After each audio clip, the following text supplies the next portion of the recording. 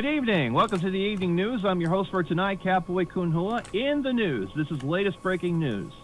The numbers 4, 6, 8, 9, and 10 have just been murdered. The numbers 2, 3, 5, 7, and 11 are the prime suspects. Another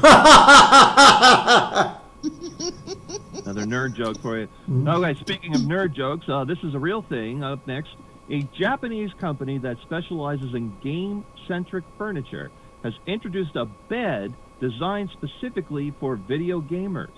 That's it right there. Yep, surprisingly, they did not create a version that holds two people. Also, for her 75th birthday, Dolly Parton has recently announced that she wants to be on the cover of Playboy magazine. Okay. Yeah. And it'll probably sell a lot better than Willie Nelson's spread in the Penthouse magazine. Now, once the quarantine is lifted, visitors to New York City will be able to see what New York looks like from something called The Edge. This is a sky deck with a glass floor that is 100 floors up from the street. 100 floors up. You look straight down. 100 floors up. That's amazing. Or as street perverts call it, a challenge. This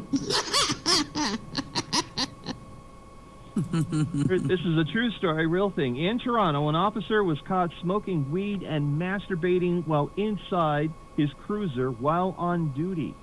On duty. Yep.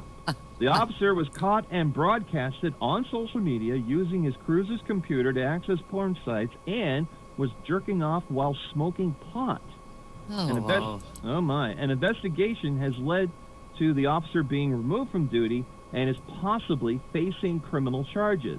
No name was given, but sources say he was a high wanking officer.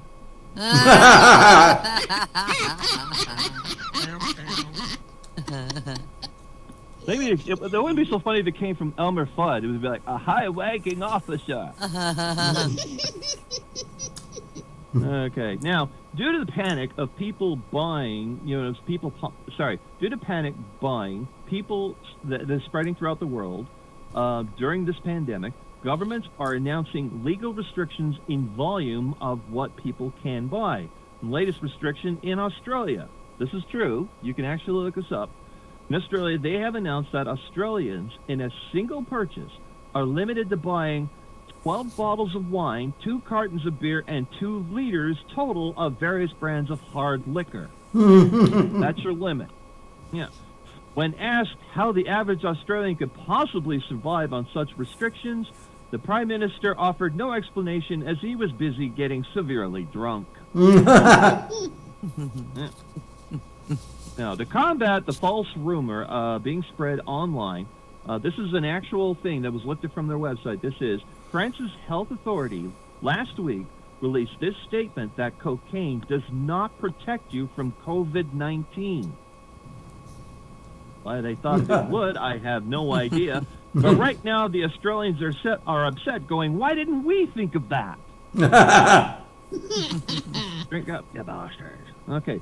Now, last week, it was announced that Donald Trump was considering sending troops to the border with Canada to provide, as he says, the same protection America has from Mexico. After the idea was not received well, leading to Donald Trump to reconsider.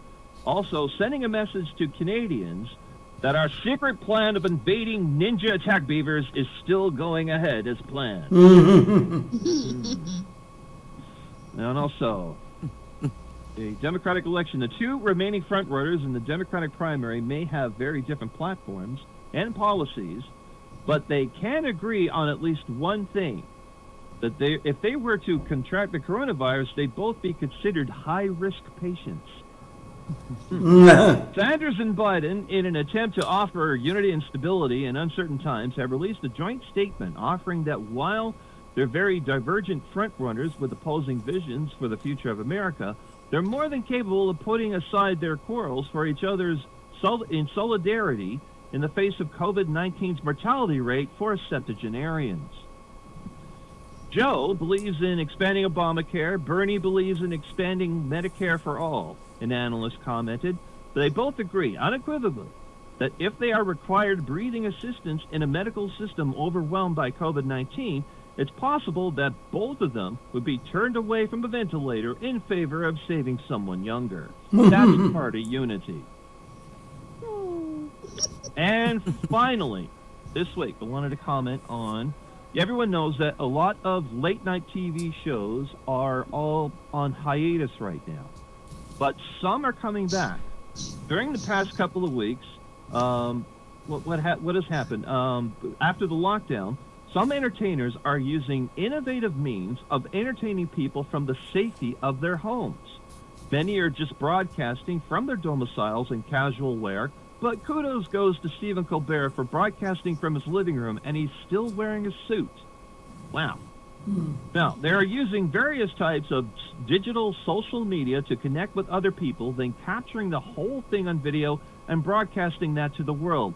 Gee, I wish we thought of that.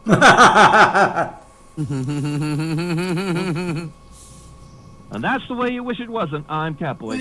Yay!